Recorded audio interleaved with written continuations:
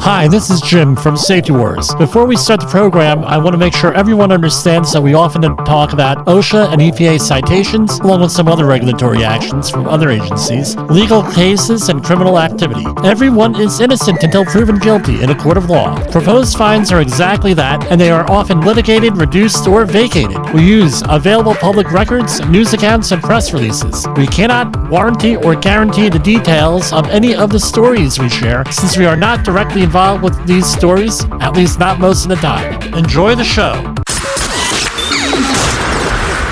This show is brought to you by Safety FM.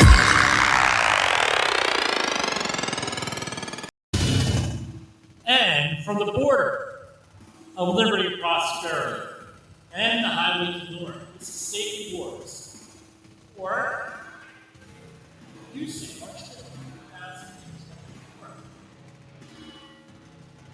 welcome to our Season 4 of Safety Wars. Hopefully I got that echo out of here. I'm not hearing it in the headphones. Anyway, eventually we'll get there. Eventually. How's everybody doing out there? Where have I been? I tell you what, when I am able to, I will let everybody know what's going on here. Jay Allen, we had a conversation, I think, if not last week, the week before, on everything that's going on. And we had a lot of stuff going on out there that we missed, but we're going to be covering a little bit each day. So what are we going to talk about? We're going to talk about the Great Reset. What exactly is that? What are people talking about with that? Is that safety related? Yeah, it is. Well, it has a lot to do with safety. International law, right? Financial safety, psychological safety, not going nuts. The election coming up in 2024. What's my take on these things? We're going to be talking about that also. The railway accident. How about last week with the big thing out here in Long Island, where a company got indicted, I believe convicted, something along those lines. 20,000 fraudulent things going on. OSHA outreach training and New York City DOB training. The licensing stuff, we're going to talk about that because that's another important thing. And, of course, our normal stuff, news and views and everything else. Now, I had to make a decision recently here on what am I going to do here with a lot of the information I have? Where am I coming from? How did I come up with this whole thing on Safety Wars? Where am I coming from? What kind of environment are we doing? And we're going to talk about some of that a little bit more. And the reason being is this. All right. A lot of us are out there, and I always say, with the commercials here, right? I have the HOP announcements. Now, for those people out in behavior-based safety land, where we're calling out to you, and make sure you have out your secret decoder ring, right? And we'll talk about that here. Here, let me play one of these. I always have this. Here, hold on. We're ready to go. We'll have our Monday clip here. This is Safety Wars, broadcasting to our brothers and sisters in the occupied territory of behavior-based safety. Get out your secret decoder ring. Here is your nightly message. Human error is normal. Human error is normal. So, all right, so that's an important thing because a lot of the people that we deal with, a lot of our colleagues and friends in the industry, they're not working with HOP. They're still working on behavior-based safety. You can say, well, Jim, what's the issue? Blah, blah, blah. What's it to me and everything else? It's an important thing here it's an important thing because they're creating a very hazardous environment for the safety professional. Well, what do you mean, Jim? Hazardous environment. There's a reason why a lot of us are hated in this field. There's a big reason why. All right. And that is because we have unreasonable expectations of things. And we're going to talk about that for a minute. So, for example, I have a client now that needed a health and safety plan written, fall protection plan. And with me, I have a company policy where I am only going to write safety plans that people are actually going to follow. All right. Someone is not going to read for an activity a 75 or 80 page plan. A worker is not going to do that. But a lot of our construction jobs out there require health and safety plans with a lot of filler material that are 75 or 80 pages long. I try to avoid writing this stuff. I had a conversation with a lifelong friend of mine, basically lifelong. I've known him since I'm 13 years old. My birthday's in October. I met him in freshman year of high school. And, we were both 13 at the time, and we're not 13 anymore. So this is going on. This fall will be 40 years. And he is one of the heads of a fire department you've heard of. All right. The city he is the fire, one of the fire in the fire leadership is a city you've heard of. Anyway, we had this conversation. Jimmy, how long should a safety plan be? And I said, look, you have three basic types of safety plans. You have the 75-page plan, right, which nobody is going to read. Sometimes it's more than that. I've had plans out there, especially when you go into third-party auditing, that are hundreds of pages long. No one's going to read that crap. No, it's not going to happen. So what I try to do is I have the big plan with all the regulatory requirements. Then I have a smaller plan that might be site-specific. Then even a smaller plan where we would call, if you're in the Army Corps of Engineers world, an AHA, or something along those lines. JSA, AHA, activity hazard analysis. That's what I have. All those other plans, yeah, they're nice to have, and they're good for attorneys, especially if you get into litigation, and maybe a little bit of training if you want to do that. But you have to have a plan in place. That's what the job hazard analysis is for. You have a plan in place that people are actually going to use. That's not going to be shelved somewhere. And that's really the plan there that I try to get to. I try not to I try to have a very a plan that's going to relatively be able to be read by anybody on the job, followed by anyone on the job, and is right and along those lines. So I get a client, right, had asked me to write a plan, and it was a subpart R plan for steel structures, and basically it was a 2-page plan. That's what it was, and then we had attachments with like instructions for how we're going to be assembling rack systems and how we're going to be using some tie-off systems and some fall protection stuff, things of that nature. The whole thing came out to like 40 pages. A lot of that, you're not going to go through page by page. This is how you turn a nut, things of that nature. That's not going to happen. So what we ended up doing was they accepted the plan. They said, well, now we want a fall protection plan. This is an example of what we're looking for. It was like a 150-page plan. I'm like, who's going to read this? Nobody. What, to make ourselves sound good? And this is the kicker. They told my client to go out and get competent person training, EM 385-1, competent person training. Okay. They go out there and he gets the EM 385 training. And then they say, well, no, it can't be online. So this dude just wasted 24 hours of his time. Because he even asked. And this is the kicker. They said, use this online LMS system that we use. See, use this for fall protection training for your EM385. Then they said, well, it's no good. We're not accepting it because it was online. So which one is it?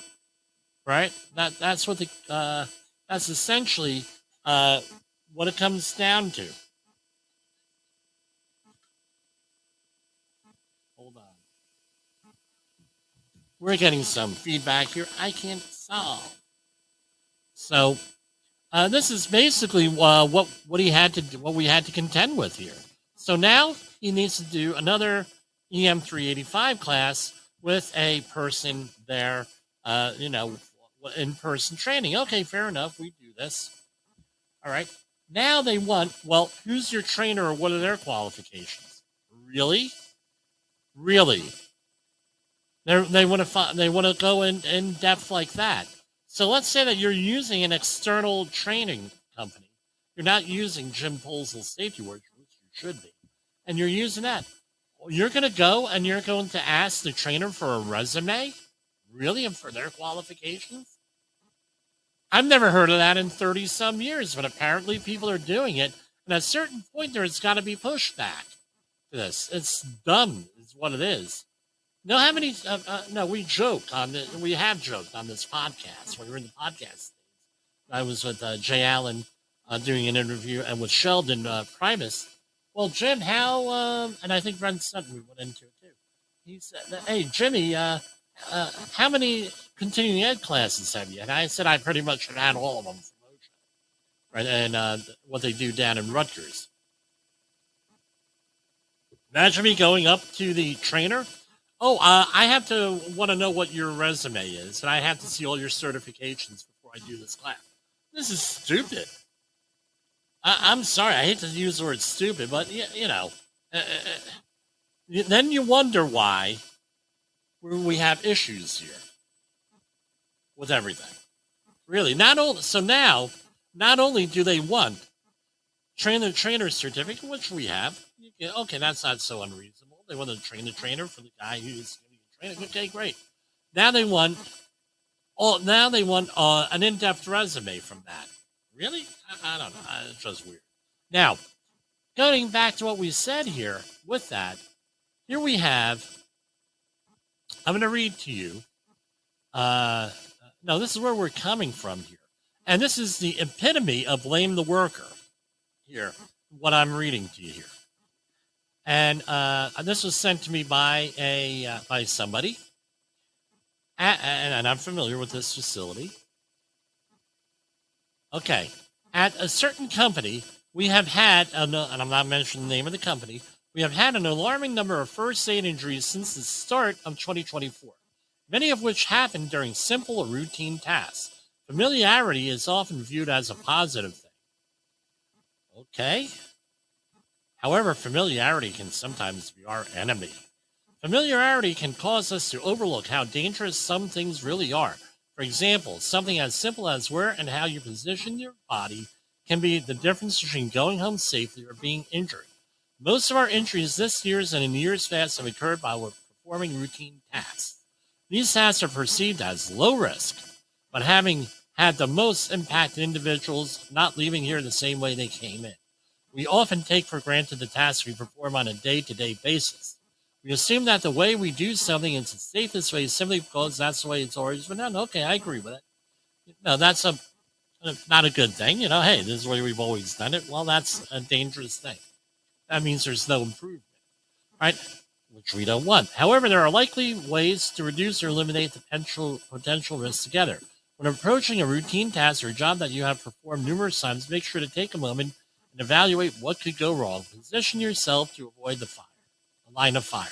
Set up the job right the first time to avoid shortcuts being taken. Always ask and answer the following 3 questions. What is the job I'm about to do? How can I or someone else get hurt? What actions am I going to take to prevent getting hurt or hurting someone else? Okay, here's a couple of points for this. There's only one, and you say, Jim, it's only one document. Okay, great. One document, I got another one here for you. All right.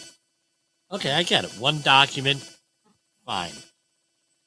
How about a pattern of blaming the worker here? I don't hear anything in here as to management maybe encouraging the setting up of work safely. They're relying on the worker, and they're relying on the worker on the tool end, who is usually the most unempowered, uninspired person to work safely. Because what are they doing? Hurry up, hurry up, hurry up. Get to work, get to here, get there. You're blowing the budget. You're doing this, do that.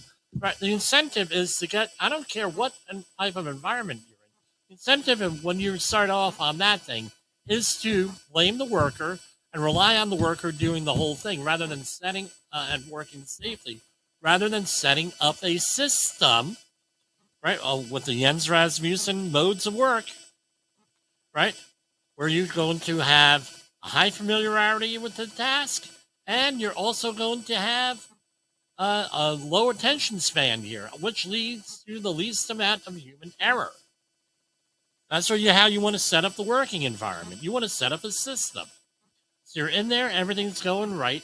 My question is this: what kind of management knows that this kind of stuff is going on and doesn't do anything about it? Meaning, take the bull by the horns. Say, hey, let's see what's going on. How can we do this safer?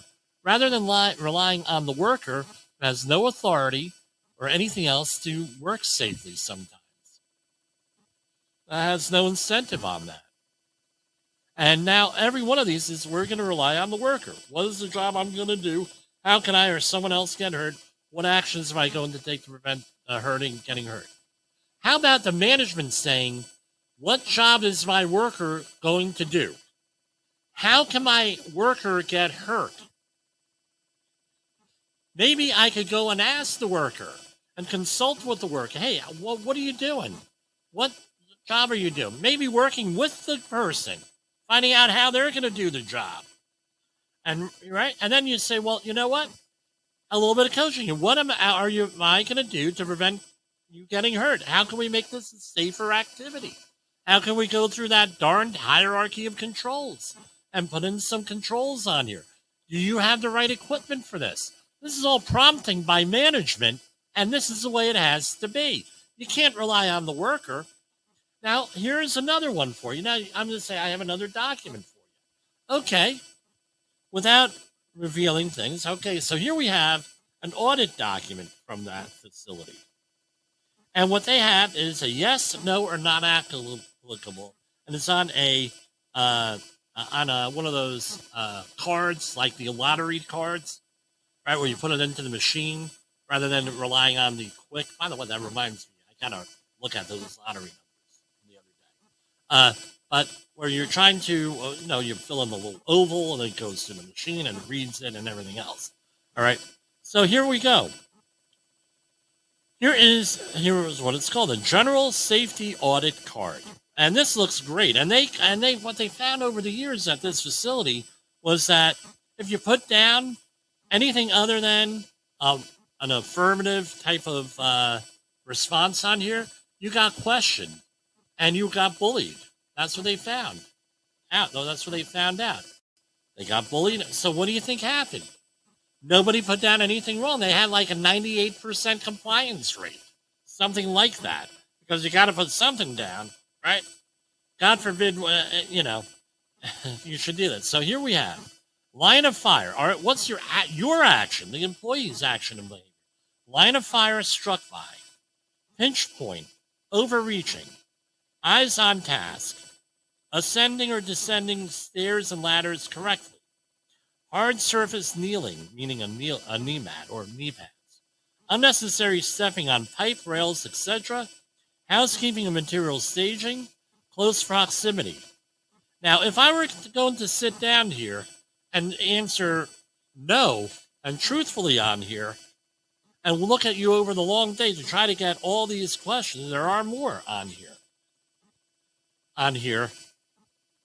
What do you think is going to happen? You're not going to be able to get the job done, and there's going to be antagonism on here with this. FRC wasn't warned. Eye or face protection wasn't warned. Hearing protection, hard hats, gloves, respirators. right? And now, if you're going to do a proper audit with a respirator, what are you going to do? You're going to ask the person why they're wearing a respirator and maybe some things about a respirator. Personal fall protection, right? And some other stuff. Now you have work sites set up, correct tools, hoses, cords, motorized equipment, scaffold tags, barricades, equipment condition, safety or body considered for setup, overhead work. Right, this is what you're auditing with people, right? Then, can you report the emergency or know the emergency evacuation route? Know the daily toolbox talk or safety thought? Knows the job hazards, PPE and JSA and permit. Crew member participate in pre-job safety walk. Knows safety shower location. Right, and then you have other things in here dealing with paperwork. Basically, you have the right paperwork, and we have some environmental things that go into environmental audit. So my question is this. Here we have this facility saying we have too many first aid cases. Okay, here's the question for you. Do those first aid cases, are they going to lead to a more catastrophic situation? How are first aid cases managed? Usually they go into some type of a log, which you got to have. Maybe depending on the first aid case, you're going to do an investigation because some first aid cases could be a leading indicator of some bigger problem, but not all of them. A first aid case doesn't go on your OSHA log, though, folks. Right? Maybe if you see one activity and you can use your common sense here and develop a trend, you can do that. But that's not what they do at this facility. And not what historically, believe me, historically, that's not what they've done at this facility. And this is not unique for this facility. I'm not picking on this facility. This is just what I have information on. Right? This is a very common thing. We're going to count first aid injuries. So what do you think when you're counting first aid injuries? They've had all these first aid injuries. Do you think the first aid injuries ever going to be reported? Probably not.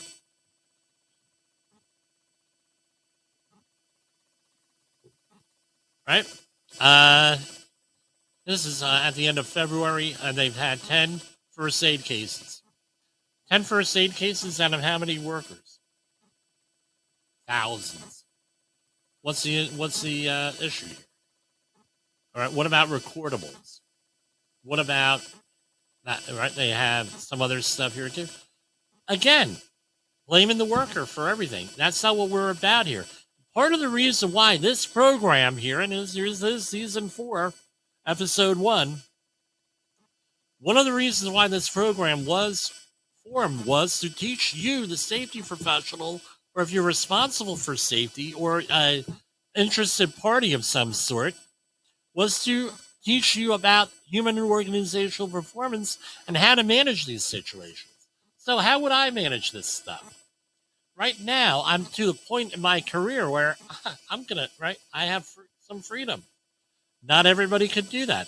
What I would say is, you guys know, your upper level management knows about human and organizational performance. I know that for an absolute fact. Why do you continue to do this? Why do you continue to do this? And I would ask a question, and I might not like the answer that I get.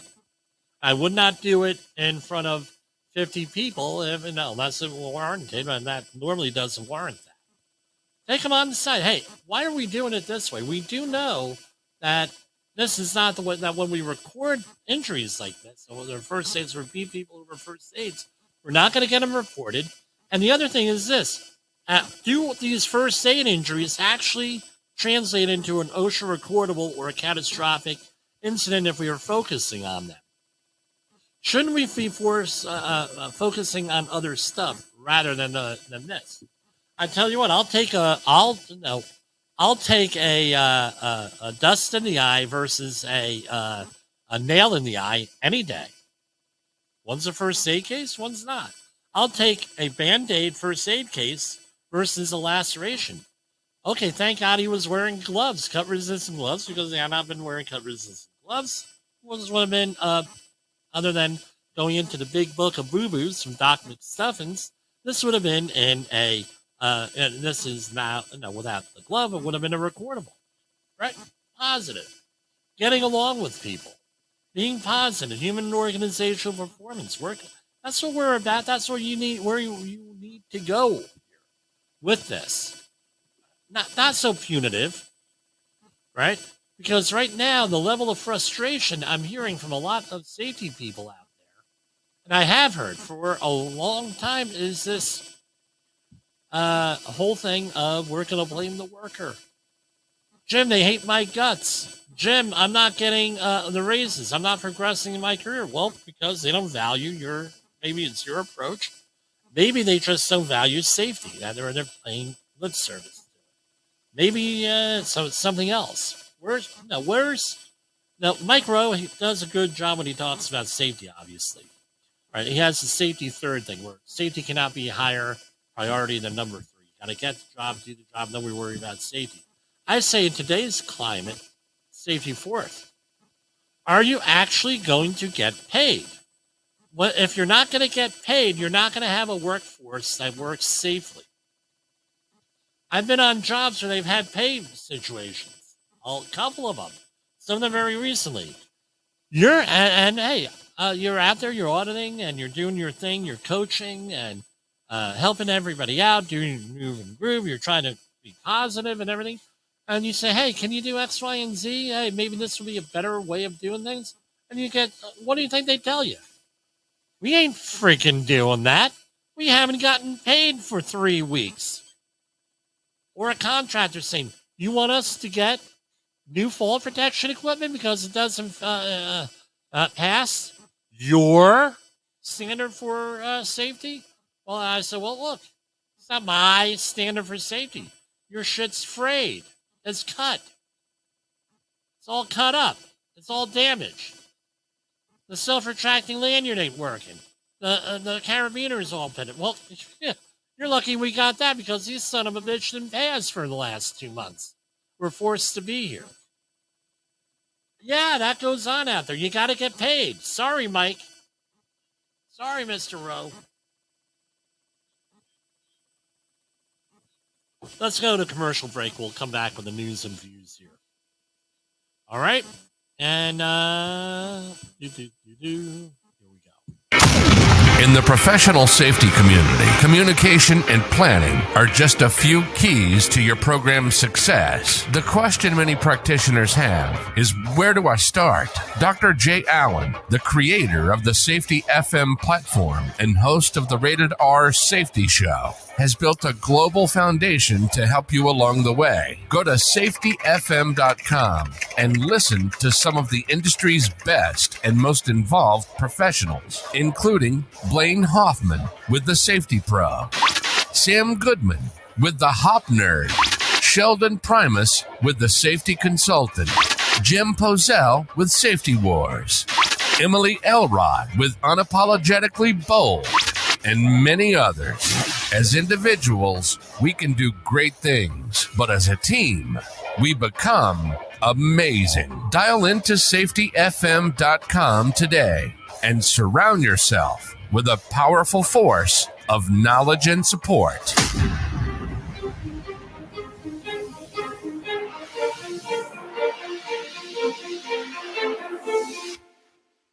Is your safety training old, stale, and hackneyed? Is your safety trainer still preaching a warped version of behavior-based safety? How about safety training that actually addresses your hazards in your workplaces and is not standardized baloney from 25 years ago? Contact the Safety Wars team at safetywars.com or call Jim Pozell at 845-269-5772. Remember, if you're receiving this message, you are the solution to unsafe workplaces. OSHA recordables, catastrophic losses, environmental disasters. You want answers? So do I. This is Jim Pozell with Safety Wars. That's my daddy. Okay, we are back. All right, so now a lot of folks here, and again, it's cultural, it's age and everything. You have people out here who have seen the Godfather movie, right? And they have, it's a horse's head, as in that movie, a severed horse's head. It's one of those iconic movies. Well, here we have, and we're kicking. Yeah, this isn't safety related, but this is all from the Department of Labor. Right. U.S. Department of Labor seeks court order to stop alleged retaliation by Tennessee farm after an employee finds a severed pig's head at his workstation. USDOL has filed a complaint and motion seeking a temporary restraining order to prevent a Henry County farm from allegedly retaliating against two workers who asked about their wages, protected activity under the Fair Labor Standards Act. Filed by the department on February 1st, and blah, blah, blah, doesn't matter. The human resources manager from the company has been asked by the court to stop violating FLSA through retaliatory actions against employees. And the department's Wage and Hour division found that two workers who provided animal care to the farm's pigs cooperated with the division investigators after workers asked their employer about their pay. After the company learned of an initial complaint, the employer tasked one employee with clearing offices and bathrooms as well as picking up pig waste, activities outside of their normal job activities. After accusing the employee of filing a federal complaint, the company allegedly tries to force them to sign a document forbidding them from speaking with other employees about pay issues. Investigators also learned another worker, who has also asked about their wages, was called to meet with the farm's management and threatened with termination. Returning to their workstation, they found a severed pig's head. Wow. I guess they watched The Godfather a little bit too much on that one. All right. This is from Macon, Georgia. U.S. Labor Department cites a Macon plumbing contractor and proposes $308,000 in penalties for safety violations after workers suffered fatal injuries. Federal safety investigators found a Macon plumbing contractor could have prevented a fatal trench collapse that claimed the life of a 20-year-old worker and hospitalized another worker by following required safety procedures.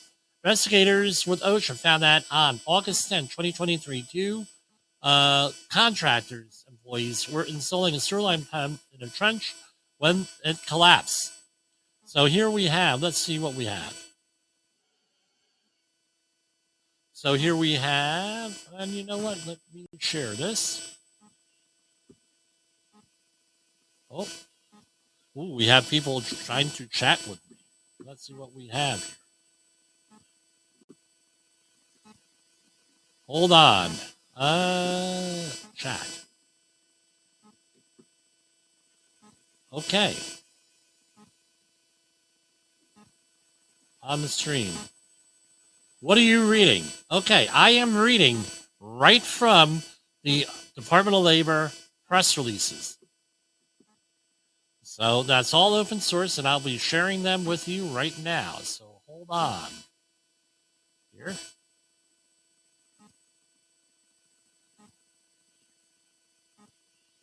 Right, so all of this stuff, again, let me explain it to you.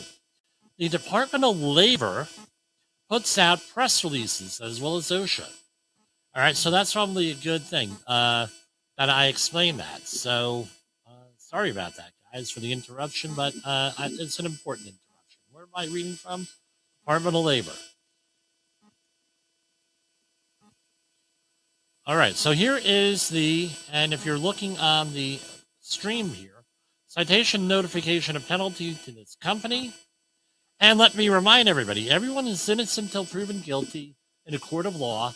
A lot of these fines and citations, these are proposed. This is not the final thing. They may get litigated, vacated, reduced, or any combination thereof on here. So, again, here we go. Citation 1, item 1, serious. 1926.21, the employer did not instruct each employee in the recognition and avoidance of unsafe conditions. So no training. How is this normally handled is with a job hazard analysis, among other things, right? It's modern way of handling it. $11,292. That's why that JHA is so important. Citation 1, Item 2, type of violation serious. Employees were permitted underneath loads handled by lifting or digging equipment. $11,292. Citation 1, Item 3. Materials and equipment used for a detective system were not free from damage or defects that might impair their proper function. Excavation located on Massey LN on August 10th. The employer exposed employees to cave-in and engulfment hazards inside a trench, and that it failed to provide a trench shield free of damage and defects. Another $11,292. Citation 2, Item 1. Willful serious. So they put up a system, a trench box or something like that, right? That was not, here it is. The employer deviated from the specification, recommendations, limitation determined by the manufacturer of the shoring used to protect employees performing sewer line installation while working inside a 21 feet deep trench excavation and did not request a written approval from the manufacturer exposing employees to engulfment and struck by hazards. $161,000 fine. That's almost the maximum, I think, on that. But now, let's think about this. Who has to be the person to do this?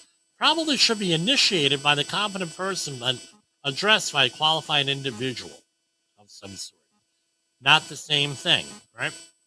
Can a qualified individual be a competent person? Absolutely.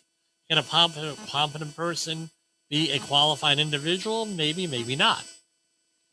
Okay, and here we have employees who are not protected from the hazard of cave-ins when entering or exiting the area protected by shields. So this is what happened was they were working or exiting the trench outside the trench box. Very common thing.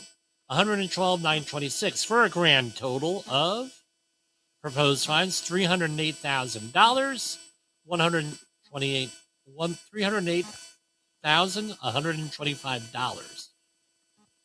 All right. Here, okay. All right, my mic is buzzing. Okay, I tell you what we're gonna do. I'm getting more on that. I tell you what, we're gonna go to commercial break for an extended commercial. Let me grab another microphone here. Hang on. In a world where danger lurks in every corner, one man stands as a beacon of hope. Jim Polzel, a veteran safety expert with over 3 decades of experience, now bringing his knowledge to you with Safety Wars. Engaging, informative, and always relevant, that's Safety Wars. Join a safety revolution with Safety Wars, available on Spotify, Apple Podcasts, YouTube, and wherever you get your podcasts and videos.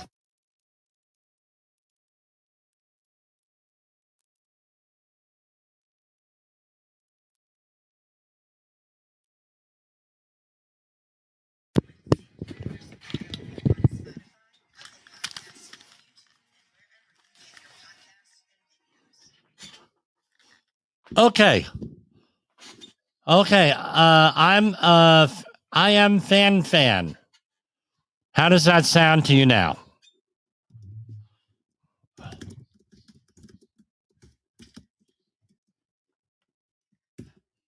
All right.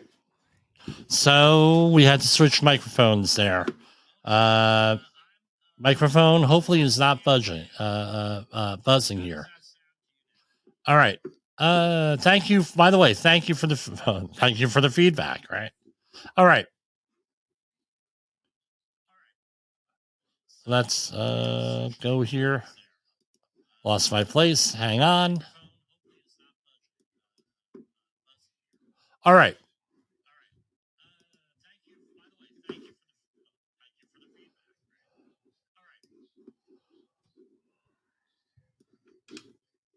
All right. U.S. Department of Labor slights a brick manufacturer. Let's see if we can share this. Hang on. By the way, we're going to be changing things here a little bit when we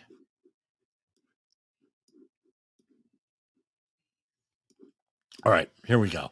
U.S. Department of Labor cites Selma brick manufacturer for exposing workers to respiratory hazards that can lead to incurable lung disease.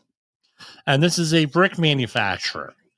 Proposed penalties, $124,000. Probably a smaller company here. So they got some reductions.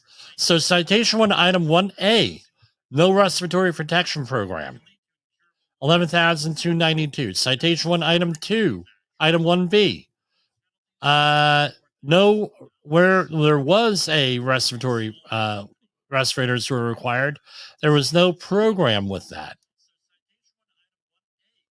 All right, so no written procedures, no program instituted, $0 on that. Citation 1, item 2, no medical evaluations, 11,292.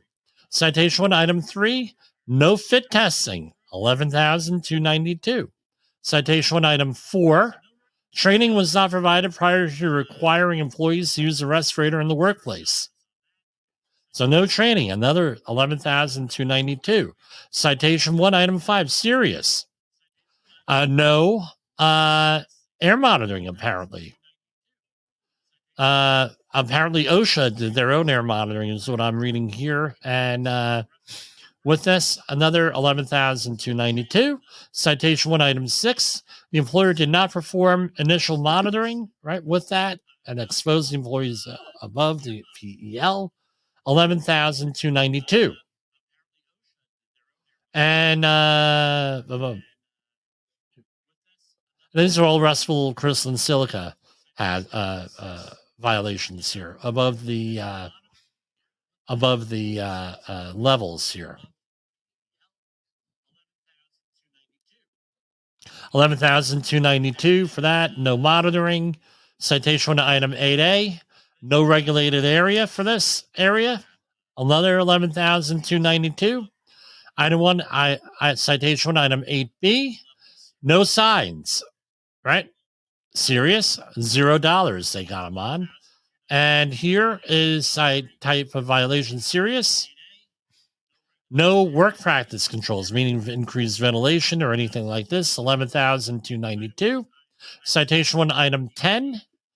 No medical surveillance. Again, employers like, we got to do medical surveillance with this. And yes, you have to do medical surveillance with this stuff. I always shared, and I shared it again. Like I always have. We had somebody with a paper mask at my mother-in-law's funeral, carrying the coffin, who went into some type of a seizure with that paper mask on, a little imitation mask. Went into a seizure, dropped the coffin. I know on paper that could work, and that might happen, but I actually saw it. The employer did not ensure that each employee covered by this section can demonstrate knowledge and understanding in the following: the health hazards associated with respiratory crystalline silica, going on and on, 11,292 for a grand proposed total of $124,212. Okay. Here we have U.S. Department of Labor cites Alabama electrical contractor after 22-year-old worker suffers severe burns at an Auburn job site. All right, at Camp Hill, a Camp Hill electrical contractor could have prevented a 22-year-old electrician from incurring life-threatening arc flash burns. Arc flashes, very hot. Basically, if any of you guys are Star Trek fans, right? I don't have. Hold on, right here. Hold on.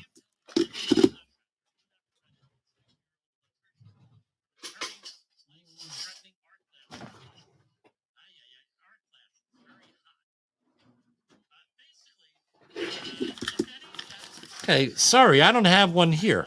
They have a weapon called a phaser on Star Trek. Yes, I have a phaser. That's part of cosplay, Halloween costume. Right, plastic, Type 2, right, original series. Anyway, often what happens in Star Trek, someone gets shot with a phaser and they vaporize, right, if it's set to kill, right? So with an arc flash, injury, often it's extremely hot. We're talking like 20-some thousand degrees Fahrenheit and a very small area. That's when there's a gap between two electrical conductors, two electrical wires sometimes. And electric goes from one to the other and it causes heat and a shock wave. And what that's basically it. It's more complicated. I know we'll get comments on that. And what ended up happening was, what could happen is it actually vaporizes the human body on that.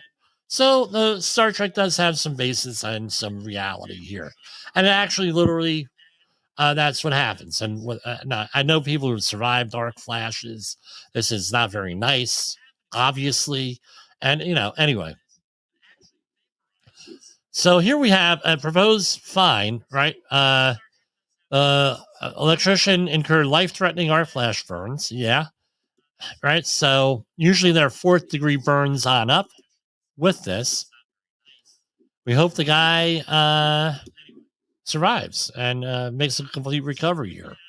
The employer did not instruct citation 1, item 1, 6,452. The employer did not instruct each employee in the recognition and avoidance of unsafe conditions and the regulations applicable to his or her environment.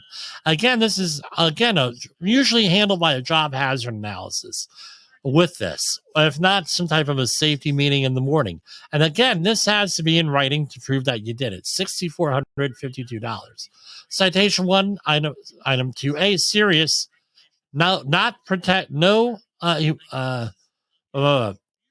The employer failed to provide employees working on a live electrical cabinet with PPE. $6,452. An arc flash suit. Citation 1, item 2B, this was 0. No hard hats. Citation 2, item 1, this was a big one, willful. The employer permitted employees to work in close proximity to energized, unguarded, and ungrounded electrical power circuits, and that the employee could contact in the course of their work. $80,662. Total proposed penalties, $93,566. U.S. Department of Labor cites a Macon plum. Okay, we already covered that one. Next, U.S. Department of Labor finds a Wisconsin wood flooring manufacturer continues to expose workers to multiple hazards at a plant.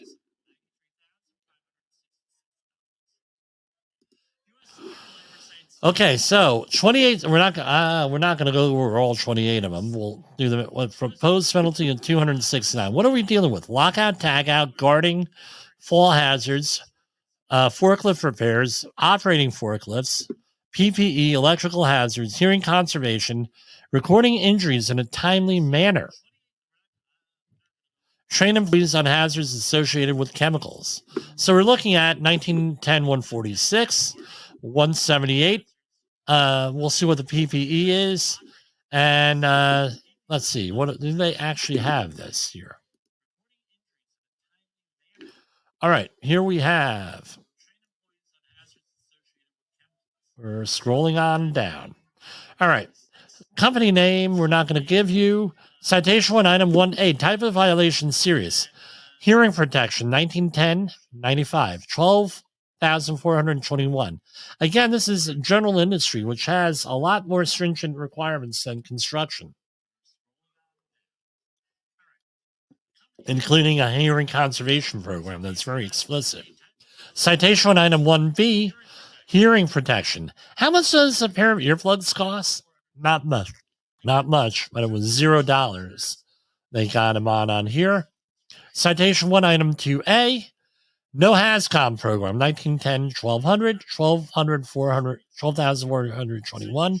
Citation 1, item 2B, no safety data sheets, $0. Citation 1, item 2C, no training, no HAZCOM training, $0. Citation 1, item 2D, again, no HAZCOM training. Here we have a repeat violation for $24,000, and this was no follow-up on previous hearing protection issues. Citation 2, item 1B, a repeat serious one for How much? This is very extensive. It goes on for like 3 pages. 4 pages. No dollars for what is a repeat violation. 4 pages of stuff. We're already up to like page 23 on this report. Citation 3, item 1. Other than serious, no hearing protector attenuation. The employer shall evaluate hearing protector attenuation. This is a little bit more comments this requires. The employer shall evaluate hearing protector attenuation for the specific noise environments which protector will be used. So on or about September 13th, the employer did not evaluate an earmuffs, right? Evaluate the specific earmuffs, the blah, blah, blah, the straight line ripsaw operator, and I'm trying not to use company names here, so I'm hesitating here. When exposed to a noise exceeding 90 decibels for an 8-hour time-weighted average, the employee was exposed to noise at 293% dose level of the permissible daily dose, or an average sound level of 97.8 decibels, as measured over 480 minutes of sampling over an 8-hour shift. This dose is equivalent to a 8-hour TWA exposure, 97.8 decibels. Remember, this is all in logarithms. Use of methods in Appendix V of 1910.95 to evaluate hearing protector attenuation specific to the noise environment. $0. So we got $49,684. Again, it's going to be a hell of a lot less, than $49,000 to comply with this. Now they get a proposed penalty of $449,000 plus dollars. Plus, they probably have to spend another $20,000 to get up to speed on this stuff. It really doesn't make too much sense here. And let's stop the share. It's just very frustrating here with the whole thing here. All right. Now, let's go on. Let's take another break here, and then we're going to figure things out. Safety Wars is streaming now. safetyfm.com. Have you listened or watched the Safety War show? It does stream live on the radio and on the streamer-emers that we have. So if you have not taken a listen to Jim Bolzel and what the hell he's doing every evening with Safety Wars, I would strongly encourage you to take a view or take a listen, whichever option is available for you, and take a listen to what the hell he has going on. It will take some deep dives and some information that you might be interested in. Safety Wars is streaming now. safetyfm.com. This is Safety Wars, broadcasting to our brothers and sisters in the occupied territory of behavior-based safety. Get out your secret decoder ring. Here is your nightly message. Human error is normal. Human error is normal. So anyway, this morning my phone blew up. Right, with my high school and we basically have a SMS group going on. And hey, there's one like this. Hey, Jimmy, is your Facebook working? Is this working? And blah, blah, blah. They didn't make an immediate announcement, and Facebook was out. And so, thank God we're from Gen X here, right? We don't need Facebook. But people are freaking out. This goes to what happened a couple of weeks ago with the AT&T outage. AT&T, and I believe it was T-Mobile, with the cell phone. Now, we were relying on a lot of this stuff for communicating and everything else out there and keeping in touch with our people and everything else. Now, is that really the best thing for us? I don't know on that. With that. So the question is, what are you going to do? What are you going to do about it? How are you going to, what's your communication like? What kind of capacity do you have? This all goes into emergency management, emergency response, disaster preparation, and everything else. Again, mass media keeping, keeping us on edge here with this, and why? To manipulate us. Same as everything. And have you seen the previews for the upcoming release of A24's Civil War? So this is from the writer-director Alex Garland, who wrote Ex Machina. Imagines a near future dystopia where the United States has been torn apart under the authoritarian rule. This is from the Hollywood Reporter today. Of a three-term president. Right, the story follows a journalist, Kirsten Dunst, as she makes her way across freshly divided states of America. And again, we're at each other's throats in this country over the last really 14 years. You ask me, it's been going on a lot longer. It's just that people have been paying more attention over the last 14 years here. We were talking about this years ago, where we were going to eventually have some type of civil unrest and fighting in the streets. Guess what? 2020 proved that. I don't want to see a civil war. Another one, there are some people who are on both the left and the right who idealize a civil war. Guess what? It's over. Game over. We go into a civil war. Game over if you start to use political violence. Game over on this. But apparently this civil war seems to have been very timely. It got people up in the thing, and we're going to do a movie review. Right now, I am doing a slow watch of Oppenheimer, right, here on with that. And it's like, well, Jim, why are you doing that?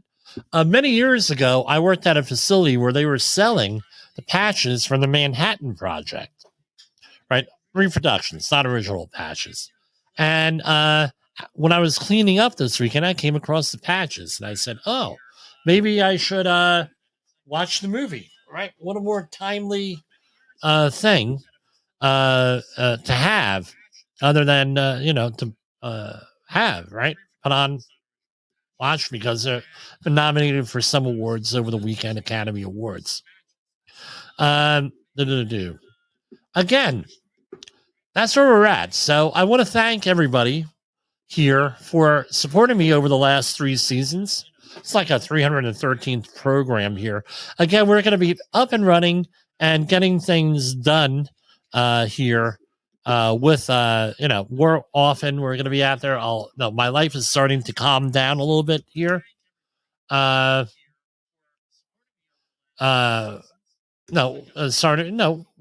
have been rough over the last couple of years here. So when we started the program, my mother-in-law had died 3 weeks into the program. We were just doing podcasts. Then my father died the next year. Then my mother last year. I had a cousin die this year, and another family member come down with a major health issue that we've been dealing with. And we also have one of our guests, Chris Gervais. He went by his stage name, passed away. So it's been a little bit rough here the last month and a half, along with some other stuff going on here in the back office. And I want to thank everybody for sticking with me here and supporting us. And we're only getting better here with this. We have a lot to look forward to in our next year of broadcasting here. The views and opinions expressed on this podcast are those of the host and its guest and do not necessarily reflect the official policy or position of the company. Examples of analysis discussed within this podcast are only examples. They should not be utilized in the real world as the only solution available, as they are based only on very limited and dated open source information. Assumptions made within this analysis are not reflective of the position of the company. No part of this podcast may be reproduced, stored in a retrieval system, or transmitted in any form or by any means, mechanical, electronic, recording or otherwise, without prior written permission of the creator of the podcast, Jay Allen.